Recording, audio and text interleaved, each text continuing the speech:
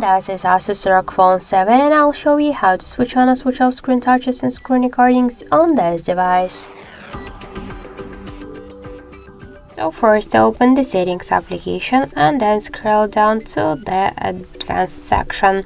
Here click to the screen recorder section and you'll see the show without feedback section. Now we have selected the touches, we could switch it to the touch tracks and touches together and just to turn them off. So also we got one more way how we could do that. Just open first the control panel and find here screen recorder icon. Hold it for a while and before you'll start the screen recording you could change the whistle settings and the other ones. So that's it. Thank you for watching, and if you find this video helpful, leave thumbs up and subscribe our channel.